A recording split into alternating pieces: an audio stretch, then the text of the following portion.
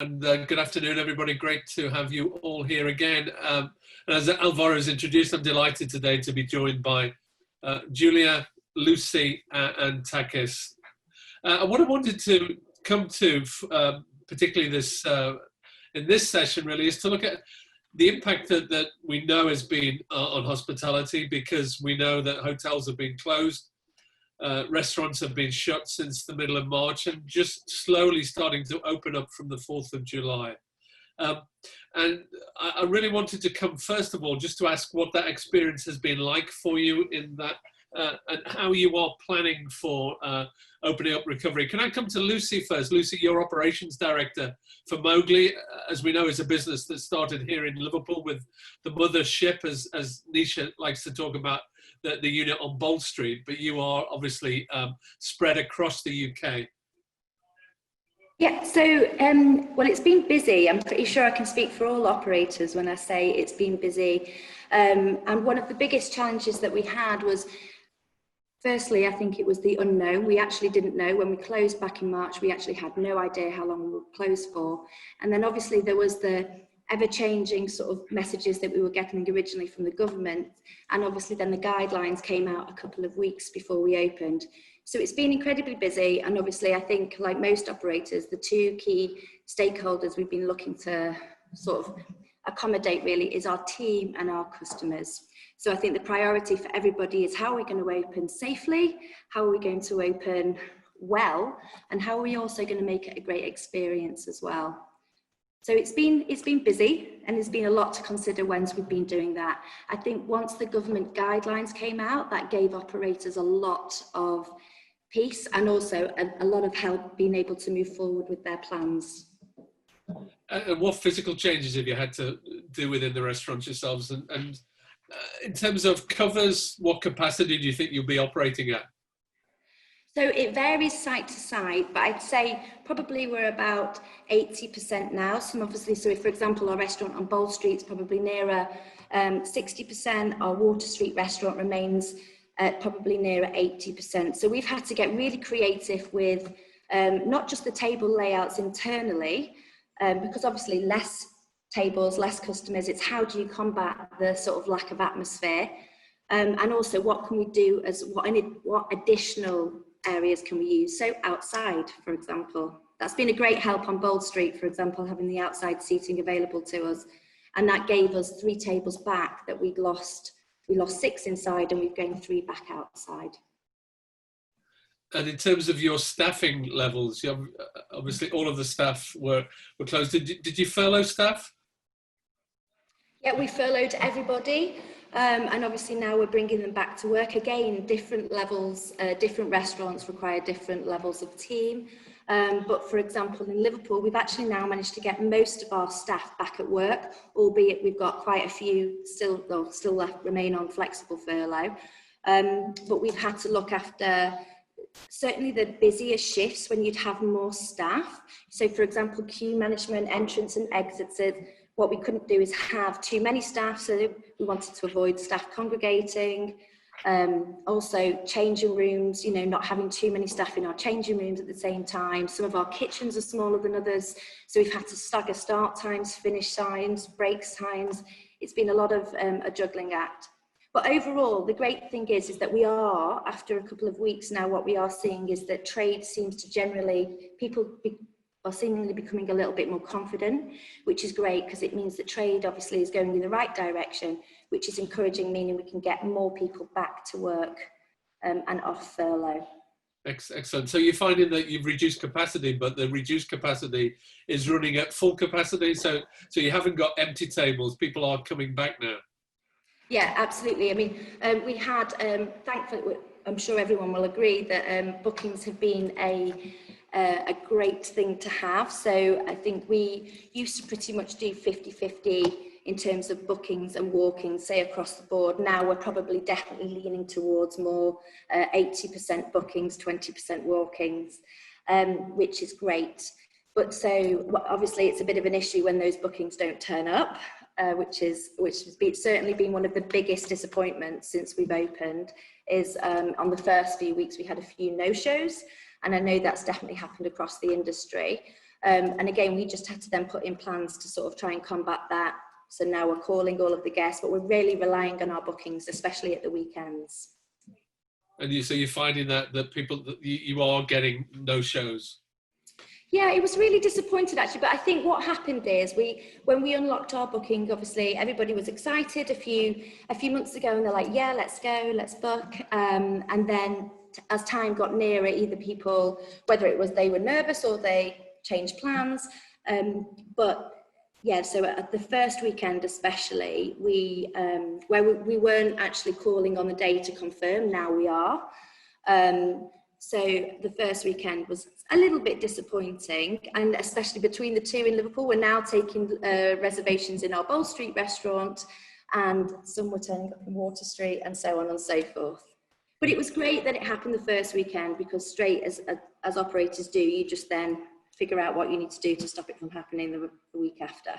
Excellent, good. Thanks for that. I'll come back to you and talk about what life's like moving forward in the various initiatives. But if I can just bring Takis in from a hotel perspective, obviously, again, hotel doors were closed in March, and you weren't able to operate. But from the 4th of July, you've been able to bring guests back in. How's it been for you, Takis?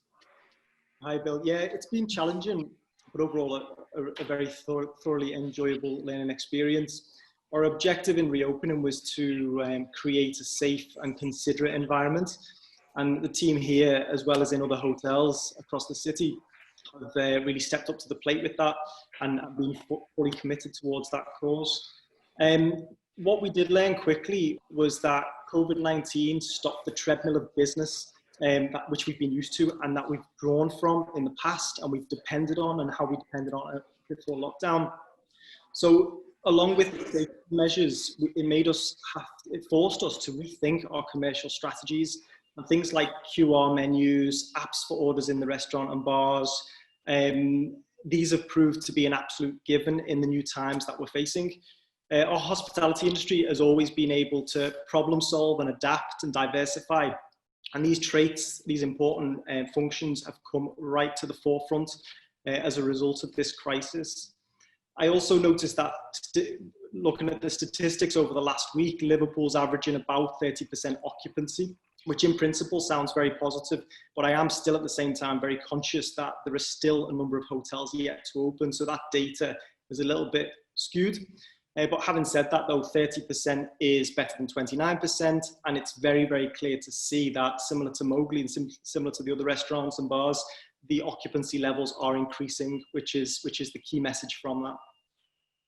And in terms of the experience for a guest now, so you're not, we know, able to offer full service, so, but all of your rooms are open and available, but clearly with different cleaning regimes in them now, and a different look and feel in a room. The experience in terms of quality is certainly sustained. We've had to think differently about how we clean the rooms and all the safety measures that are in place, similar to the restaurants. So we're right up there, and we have a full robust risk assessment to command that structure. I think what we're good at in Liverpool in general is our genuine hospitality, and that is on the back of and probably fuels the visitor economy and why we're so good at it. And what I think is when any changes to the experience in hotels and restaurants, it's just then supercharged by the genuine hospitality that we have as Liverpudlians, offering great service to people coming to visit our hotels and restaurants.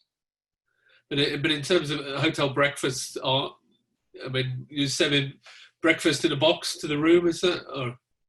Yeah, we are in the same boat here in terms of how we deliver breakfast at the moment. Obviously, buffets aren't allowed to open because that could promote COVID-19. So what we are doing to diversify is offering the same quality of products, but in a takeaway option. So guests can either come down or have it delivered to their room. And as I say, I think what offsets any challenges with that is the positive and the genuine hospitality that we're able to offer to counter that as a good experience. And I would take it, obviously, additional measures for cleansing and protection of the guests adds to your bottom line, so additional costs. It does, yeah. It definitely does. whether it's face masks, whether it's gloves, the protective screens, all the virus disinfectant and so on. It definitely does. But the important thing is that we are now reopen, and our business is coming in, as it is across the sector, across the industry, across the country. And that can only be a good thing. And that was the objective all along, reopening and reopening safely. Yeah, and proving that you can open safely, that people can come and still have a great experience in the hospitality in Liverpool, but in a safe manner. Júlia, if I could come to you for Fazenda, obviously great business here in Liverpool, but we know your business model, Júlia, is very much around buffet and the meat coming to the table. So at the moment you are not opening, you haven't opened yet. No, we haven't. We've decided to open gradually, all of our restaurants, and we pushed it back a little bit on the 4th of July. So the ones that are confirmed already are Manchester on the 22nd. We have a soft launch going on this weekend for whoever would like to join. You can book online, but we're reopening fully next week, so the 22nd of July for Manchester and the 5th of August for Leeds. These are the ones confirmed. I don't have still confirmed for Liverpool, but it most probably will be mid-August. So I'll just advise everyone to keep an eye on it. We may be releasing this day in the next week or so. So yeah, we took an approach a little bit different because of that. Our restaurant is a little bit different. We had to readapt not only just to the conditions that we are faced now, but also to I wouldn't say completely new, but a different approach to our concept. Obviously, first and foremost, it was the safety and health and all of the situation. We were very much concerned about the safety of our staff and especially the guests. So we wanted to adapt the concept in a way that was safe for everyone, which we believe we managed to get to that. We're very excited to be able to go back with a slightly different approach, still keeping the heart of what we do, which is the rodizio. But as Thomas, my managing director, would say, we're bringing back Fazenda 2.0 now. So we're hoping to delight everyone with with slightly change in our concept. And so the concept will be changed slightly, but we'll still expect that great service when... Yes, we don't have the buffet anymore. We won't have the salad bar. Obviously the sides were going to be brought to you on your table. Basically you still have we won't have the full range of meat, but we only took off two meats from the menu, so it would be a little bit shorter, but some of the meat are gonna, especially the white meat, are going to be served on a platter. Still can be replenished. You can be top up as it usually is. And the rodizio style is still going to happen, but due to safety of everyone, we assigned pasadores to each station. So you're going to have, wherever you're going to be set, you're going to have one pasador assigned to your area. So we try and keep the distancing and you know, as much as possible. Yeah. Lucy, if I could just come back to you and ask you about, obviously we talked about some of those initiatives to bring people back in. And you've mentioned about the fact that obviously no show has been a problem, and we'll pick that up, and certainly we'll pick that up as a city and try and respond to that. But I wanted to pick up about the Eat Out to Help Out, the scheme that was announced, and it was great. People thought it was a gimmicky voucher scheme, but actually it's not, is it, Lucy? It's a scheme. Yeah, no, it's not. I think it's very helpful. I think lots of operators have done some great things to make sure that their business is COVID secure, and also making sure that the atmosphere and the experience is great. I think having that support, the Eat Out to Help Out support, and the 50% off throughout what would be our quieter periods during August is only a great thing. So hopefully it will get people back out in a quieter period, so it'll obviously be a little bit more comfortable for them, but also drive people into the restaurants as well. And just, Lucy, if you could just, I'm sure people who are watching us and part of this today will be interested to know how it will work. What will it mean when you go into a restaurant on a Monday, Tuesday or Wednesday in August? It's not about presenting a voucher, is it? It's about an automatic, if the restaurant is registered, an automatic reduction. Yes. So that's it. So the customer doesn't actually have to do anything. So they come out for a nice lunch. We're registered. So obviously, I think quite a lot of restaurants in Liverpool are also registered.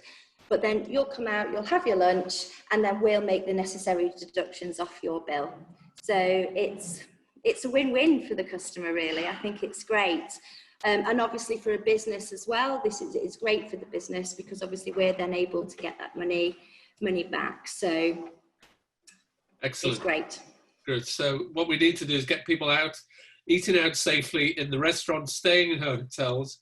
Obviously the VAT reduction is there as well, but that very much is a reduction that will benefit the businesses themselves, because you've got significant increased costs, reduced capacity. So for hospitality businesses to break even, that VAT reduction is very much a case that it's necessary over the next 6 months to help you go through that period.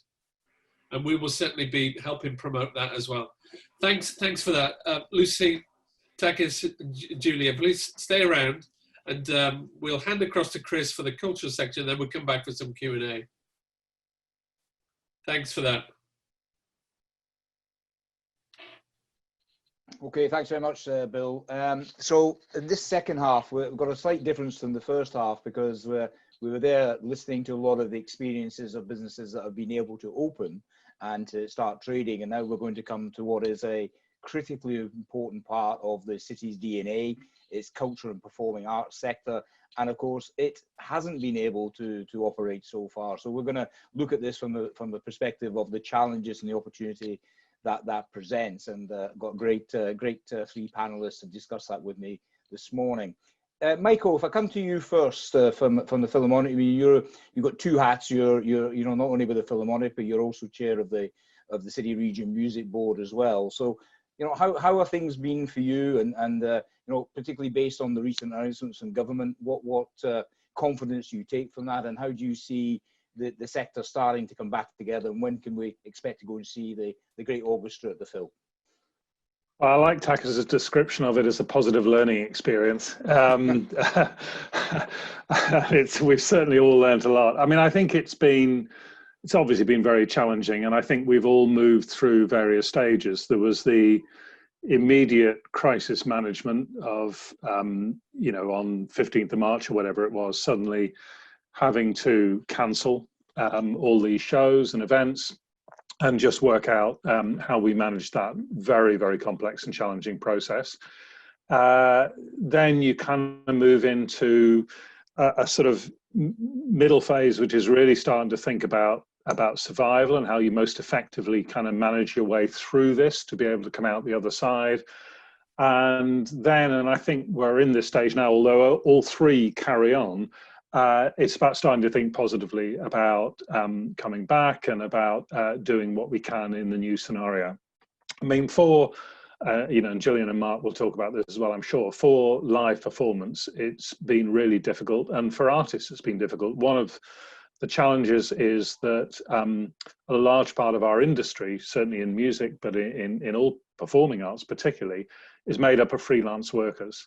And whilst we all have staff who we've been able to continue to pay, and furloughing has been, I think, a lifesaver for many cultural organisations, most artists and many of the people who support the industry are freelance, and not all of them have been able to benefit from the kind of freelance package that's been put in place because they've fallen through the net. So that's been a concern. I mean, we're fortunate at the Philharmonic in that our musicians, we have 75 musicians, they're on the payroll, and they, together with the vast majority of staff, about 92% in total, are on furlough. So all our front of house and event staff, our musicians and so on. And that, as I say, has helped us to manage the finances. We're now thinking about when we come back. Now, unlike the restaurant and hotel business, we're still not able to come back. Performing arts are still not allowed to perform indoors. There is a guidance that's now been published, but we don't have a date for that. I would hope that it will be possible by early autumn at the latest. And we're certainly thinking at the moment, we still have an autumn season on sale, although many events have been cancelled, but we're actively thinking now about can we get our musicians, who, as I say, are on the payroll, back performing again in Philharmonic Hall from September? Now, there's lots of challenges around that, particularly around social distancing. So for us, that means our hall capacity, we estimate, will reduce from 1,700 to 300. And that seems to be, it's typically around about maybe 25% for most venues. So really interesting to hear, you know, about how restaurants are actually managing to get not that far off capacity in some cases. That's not the case with us, and it won't be. So obviously economically, that's challenging. But also actually just in terms of the art form, our orchestra, you know, can be anything between 70 and 100 players. We can have a choir of 100 people. We think that the maximum we can get on stage is around about 30 maximum. And it gets very complicated for singers and for wind and brass instruments. So we're scenario planning any number of kind of options to bring ensembles of our musicians back in the autumn, probably from the beginning of October, I think, having had a preparation period through September with small audiences of 300. But I think it's going to be a while, considerable amount of time, before we and the industry as a whole is back to normal. And what's the, you know, the implications of that, Michael, from the ability to retain the talent that you've developed there, that freelance network? I mean, what's your thoughts and concerns about that in terms of how that talent is not drained out of the sector? I think it is a worry. I mean, obviously for our salaried musicians, and that's, you know, quite an unusual thing within the performing arts generally, they're feeling incredibly fortunate at the moment, even though they're on furlough and they're on 80% of pay. You know, they all know, in some cases they're even married to people who are freelancers whose pay has just disappeared overnight. And I certainly know, and I'm sure Mark and Gillian do as well, of freelance artists, musicians who are actively looking for jobs in just any kind of job at the moment in other fields. And I think this is really, I was speaking to, you know, actually a very, very successful professional opera singer who, you know, has a very strong career and is now, this has really shaken her and many of her colleagues and made them rethink their whole career, frankly. So I think I do have concerns about that. That's another reason why we want to get going as soon as we possibly can to start to give a bit of work, if we can, to some of those freelance artists. Okay, and I'll come back to you, Michael, just on what you see the future looking like beyond this. But Gillian, if I come to you from the Royal Court, I mean, another hugely successful venue, you know, you've got that and the Courtyard as well. You've brought some great homegrown talent through the ranks at the Royal Court. I mean, just building on what Michael's, I mean, how's it been for you, and how do you see the future looking for the Royal Court at the moment? Yeah, thanks very much, and thanks for inviting us to come to the meeting today. You know, for us at the Royal Court, it was a terrible blow because we'd had our most successful year ever last year, in terms of audience numbers, in terms of quality of production, in terms of reviewing, in terms of visitors to the city, in terms of our restaurant as well, the Courtyard. So it's been really difficult. Obviously, we employ an awful lot of local people, artists, as Michael says, a lot of freelancers. The actors are not on the payroll, so they're have this kind of special freelance type role, which they will fall through the net, and they do fall through the net.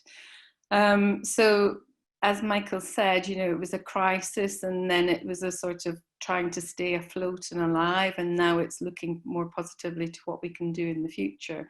We have a different business model to Mark, and in some respects to Michael as well, in that, you know, we don't have huge amounts of public subsidy. We've built our business on the audience, which is our, you know, absolutely critical to our business.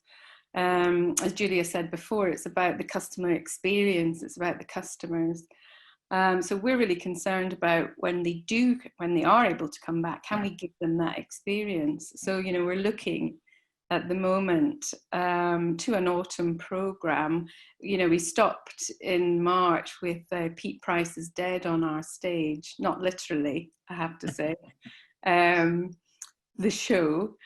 the set is still on the stage. We've been cancelling our shows one by one because we do that. We produce everything locally, so we can do that. So we've been keeping in touch with the audience. So we have this kind of bond with the audience, if you like. So, for example, You'll Never Walk Alone, which was meant to be on now to coincide with the fabulous championship win. We've moved to next year. So instead of refunding people, they've been great, and they said, oh, we'll just book us into the same slot next year. So we've got that flexibility, which is really, really good. So we can move very quickly. So, for example, at the moment, we'll be bringing our youth theatre kids into the theatre in August, 75 young people, socially distanced, in different spaces throughout the theatre. Luckily, it's a big venue, so we can try and do that. But the young people are really suffering mental health and well-being, especially when the schools break up. There's nothing for them to do. So we're really pleased that we can actually bring them in and do something with them. We've been keeping in touch with them, been keeping in touch with our choir of, we've got 100 plus older members who are stuck at home, a lot of them. Are shielding as well. So it's really important to keep all of these people in the local community engaged with the theatre in some way. We are going to be opening the courtyard again on the 1st of August, so to trial that out, which is great. And we're looking at Christmas now. So we probably can be a little bit more flexible. So we've got our restaurant offer in the theatre. So it's great to hear how you're all moulding your different restaurant businesses to make things work. And we will do that as well. So if we can't come back with a full Christmas show, because as Michael says, it's really difficult, to get groups of people together to actually rehearse and put something on. And we're not actually legally allowed to do that yet. We will have some kind of a Christmas offer, which will focus around the food in the theatre as well as in the courtyard. We've put out some stuff online as well. So basically, we're just trying to keep as busy as we can and employ as many freelancers and actors as we can throughout this period, because as Michael said, it's really, really difficult for those groups of people. For ourselves, all our staff are furloughed. Come November, we'll have to start laying off full-time staff, which would be a real shame, because that's people who've worked with us for 20 years. Their jobs and careers will be in danger. So that's a real difficulty. We are exploring at the moment, we had this idea, because Arts Council are keen, obviously, if we can do outdoor performances, we could. We have this idea about summer in the park, not in the park, but in the car park on the top of St. John's Shopping Centre. So we're looking into that very, very carefully at the moment.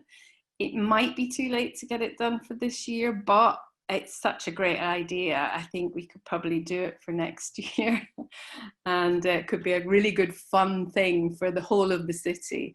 And the last thing that we're looking at, or some positive news, is we're working with the National Museums on our citywide Doddy Day on the 8th of November to celebrate happiness and the way that happiness will help to reopen Liverpool. So there you go. Well, always, as ever, Gillian, your innovative and creative ideas are flowing out, which is great to see. Yeah. And I'll come back to you on another question in a second. Mark, well, you've just recently arrived in the city to take over the Everyman and Playhouse. It's been obviously a very interesting baptism for you, coming in and to take over two great institutions in the city. I mean, just building on Michael and Gillian's input there, what's your take on how things have been for you, and how you kind of look forward towards the future?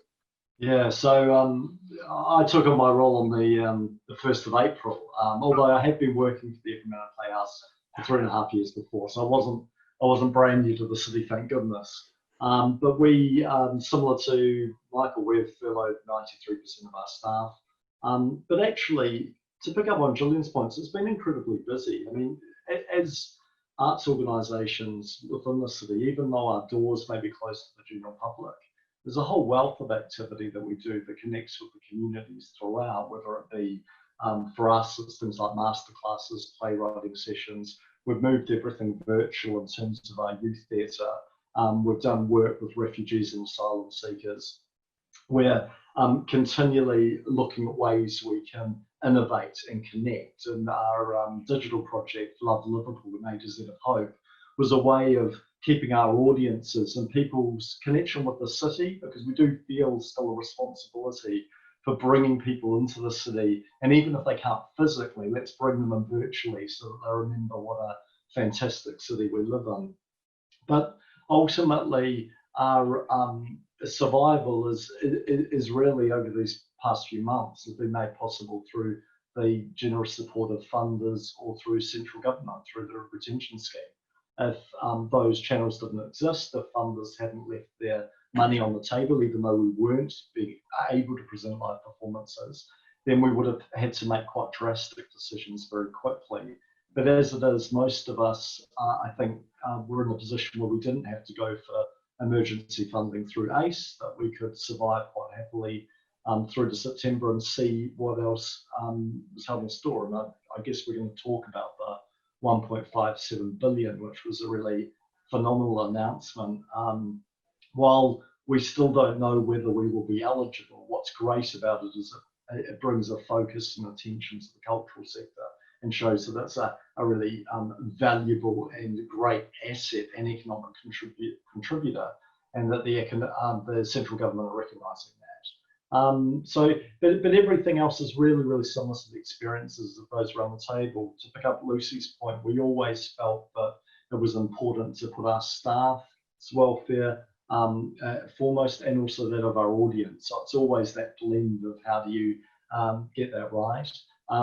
As Michael said, we still can't open for live performance, even though we would dearly love to. We're looking at what social distancing measures look like, what innovative ways we can use to embrace those, what Christmas looks like. We still have to make a decision about that. But it's nice to see some of our other cultural organisations, like the World Museums, like Tate, starting to be able to open. That's wonderful. And we should all support them, because it's been a long journey, and it'll be an even longer one for us, unfortunately. But we're keen to get going, and we're really positive about the opportunities coming out of COVID and the part we will play, I guess, in the city and region's recovery. Okay, and then I'll just come to one final, so I'll ask all of you to make a comment, and then obviously the government have made their announcement around the support they're going to give the cultural sector. So I'll just be interested in your views on, whether you strongly believe how that's going to actually move from a central government decision down into the ground roots and down into places like Liverpool, and also with the ending of furlough at the end of October. What sort of measures are you looking for government to give the cultural sector support long term? Because obviously, clearly by the end of October, this sector is not going to be back to full capacity. So just interested in your views on that, and maybe within that, what you think we could do locally to stimulate more people to come out and experience and understand the challenges, but support the sector. So Michael, for you first, and then I'll take Gillian and Mark, and then back to Bill. Well, I mean, as Mark said, the 1.57 billion is fantastic, and credit to the government and to Arts Council and other bodies that have been working for that. I think what's good about that is that my understanding is that is spread very wide. So I think it's important to say that that's there to support the entire cultural sector, including the commercial sector. So, for example, I know there's going to be a ring-fenced amount for what are called grassroots music venues. Liverpool has many great small music venues who are really struggling at the moment, and I hope that they will be able to benefit from that fund. It will be an application process, largely, I think, managed by Arts Council nationally. And we still await the guidance on exactly what the basis for application is, but I'm sure we'll all be hoping we can take advantage of it. I think there's both a strength and a slight concern I have about it, which is that my understanding is, certainly from the messaging, that it's very clearly about survival in this financial year. So in a way, to your point, Chris, about what happens after job retention scheme finishes, I think the government is viewing this funding as being the way to help support us through the rest of this financial year. But as you know, as you yourself have said, the concern is not just about this financial year; it's about a longer-term recovery. You know, for the sector as a whole through next financial year and even beyond. So my concern, and I think the thing that certainly from Liverpool we can do in terms of any representation to government, is to really keep making that point that this is not going to be done and dusted come next March. That the city will take a while to recover, and we in the cultural sector will take a while to recover, and we will need support, whether that's more funding, whether it's kind of tax breaks, but some kind of imaginative thinking, I think. And I'd say also, I really hope that government will take a place-based approach on this and will look to work with a city like Liverpool around thinking about that whole sector, because we are so integrated, as others have said, in the economy of the city more widely, the visitor economy, the restaurants and so on, that it needs to be an approach which isn't just about any of us as individual organisations, I think. That said, great that the money's there, and hopefully it will help us all, see us all through at least this year and in a good place to get going again next year.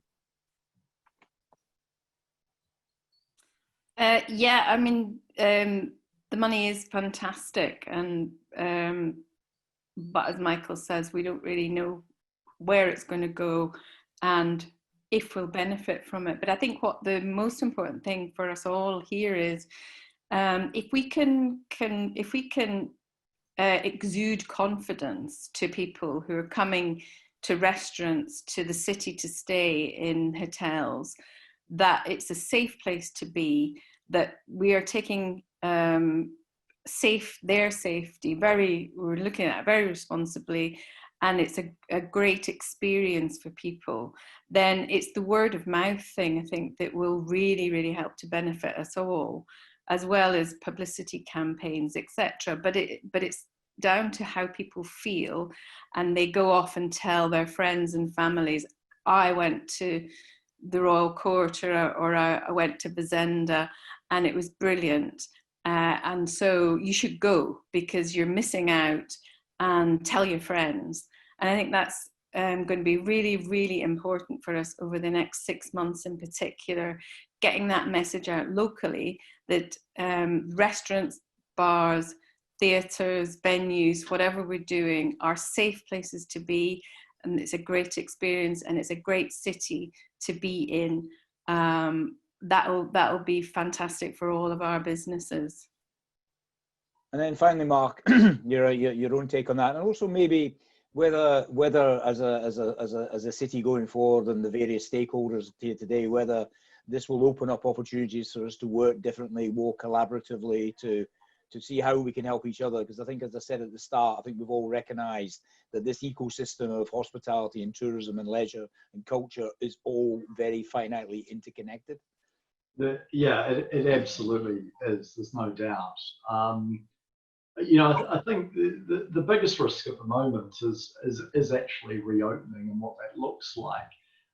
For live performance, often all your costs are up front, so you might be spending for up to 12 weeks to get something ready for the stage.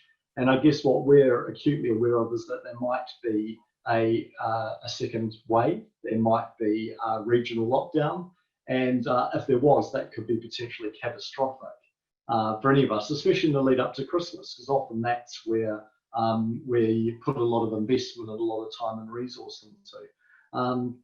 So you can imagine there's a lot of variables in our planning at the moment about how we can go about it. And so looking at that fund, what we've always thought would be useful is, because we can't get insurance, no one's going to insure us for a second wave, that it might be useful, some sort of underwrite, just to protect that investment were we to be locked down again through no fault of our own.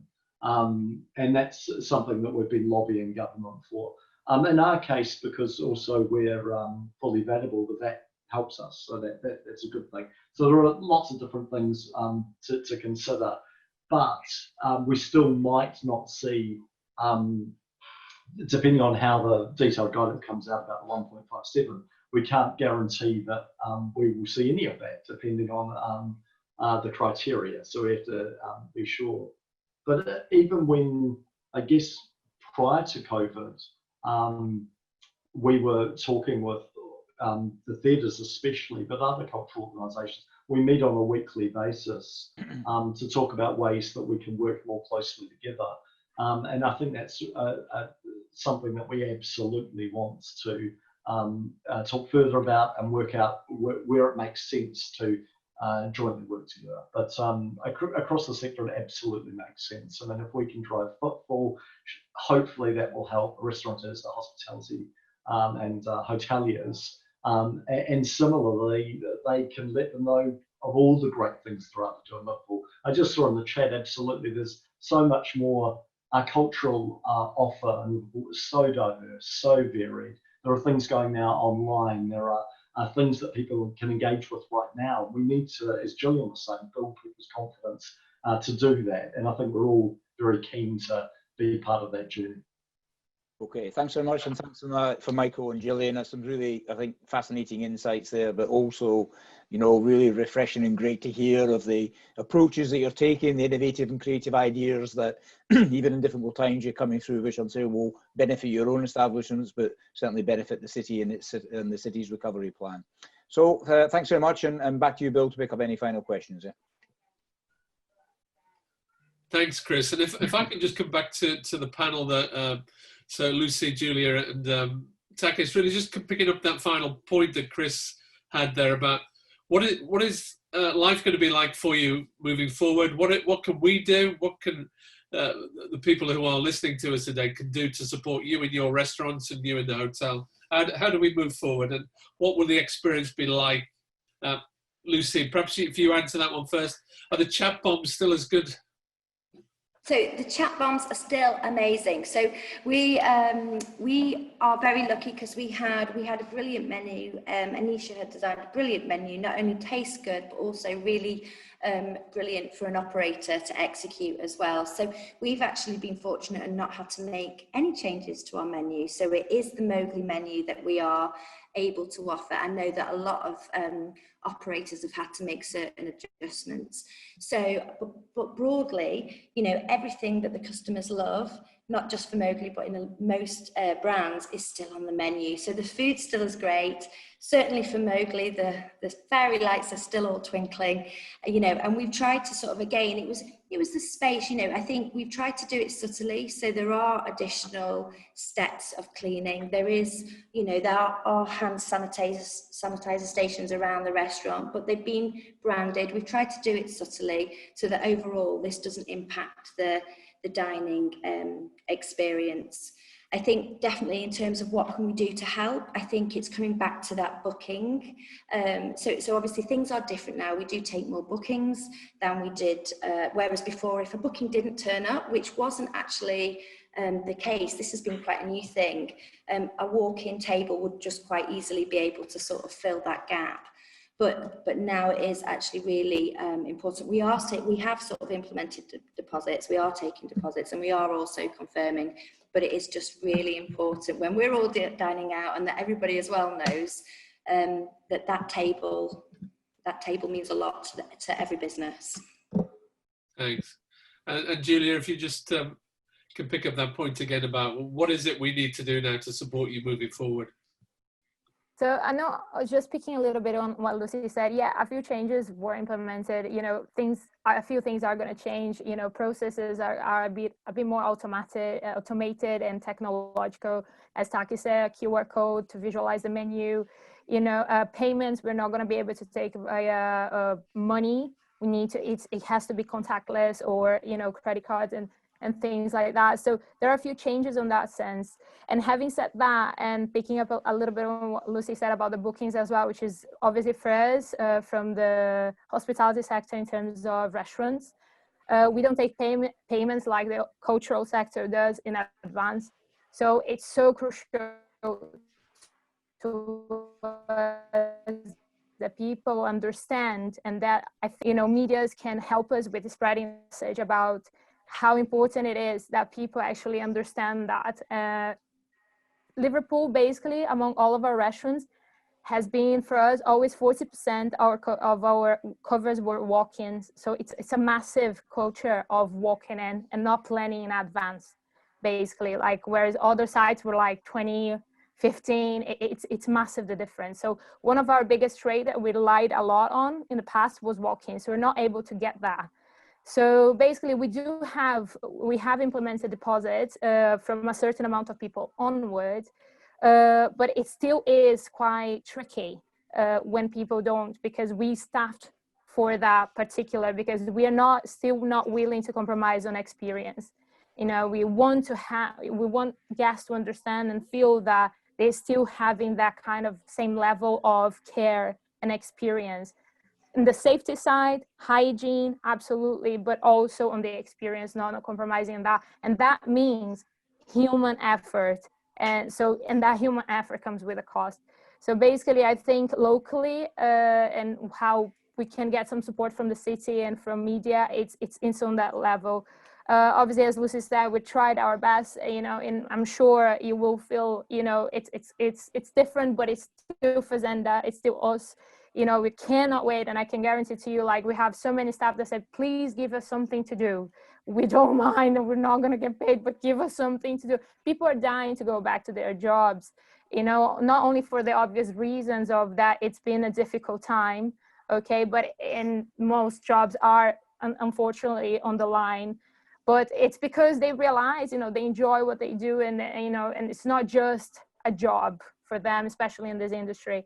So yeah, with the help, and I echo what Michael said, it's not just for now, you know, I think it's more importantly for us, yes, we need to, it's valid, all the help, the VAT, with the Eat Out, all the campaigns, but we need to be looking a little bit more ahead, because it's not like we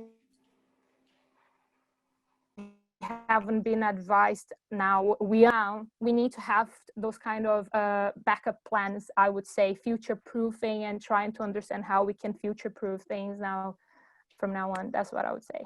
Great, thanks, Julia. And Takis, we've had that, and we are very much the campaign locally through Chris and Marketing Liverpool is about Love Your Liverpool and about staying local. So what better opportunity for us now to support hotels by those of us who live locally, instead of being in lockdown, come in and stay in a hotel in the city? Is that an opportunity for a staycation? So instead of leave Egbert and Allerton or Bootle or Crosby and come and stay in the city centre and go and enjoy Fazenda or Mowgli during August, is that something we can do? I think Liverpool is Liverpool, and every square inch of the city needs to be supported at this time. With regards to the support from the BID and Chris and his team at Marketing Liverpool, the response and the support that's been provided has been timely and has been agile and has been relevant. So we know that the local market needs that stimulation at the moment to drive that forward into our restaurants and bars and hotels. So it's been totally relevant. And I know a little bit further out that then we'll draw from the national capture, the national market, which is definitely relevant as well. I think picking up on the points that were made before from our friends over in Arts and Culture, Gillian mentioned reinstating confidence, and that could be a real big support mechanism to keep in mind for our partners that can help drive business into the city. And also, like Michael said before, imaginative thinking as well, which is going to be key. We need to continue to diversify. We need to obviously stay positive, and we need to really draw on the energy and the resources that we have, and obviously feedback as well to continue that business coming into the city and helping sustain our business levels and enabling them to continue to grow. Thanks, Takis. We know the visitor economy in the city is an ecosystem, and more so than ever, as we've worked together through this period, we're understanding how every sector, restaurants, hotels, bars, cultural establishments, theatres, smallest venues, business tourism, our sports clubs and football grounds, we all need to work together in this. And that's what we will continue to do. So I suppose the message from me as we're coming towards the end of our webinar today is, during August, when you go out, sorry, not when you go out, as I say, make sure you go out Monday, Tuesday, Wednesday, eat out, stay in our hotels. And what you're doing is a public service by eating in a restaurant. You're benefiting, obviously, the restaurant because you're getting cash through the door, you're employing people, but you're having a great time. And actually, you're having a great time, and realize you can do it safely, even with COVID around. You know, follow the measures, you can enjoy it safely. So that's the message. Get out, eat out, and help out. So we look forward to that. Our webinar panel will, and thank you all for today, for joining with us. Obviously, we are going to continue the webinars for the visitor economy during August. That we know people are staying locally, so we're not going away. We'll be here and working. So we look forward to welcoming you back in the future. So thank you for all panelists today for your contributions. I'm sure our participants, those who have been watching, have valued the contribution today, and we look forward to speaking to you all shortly.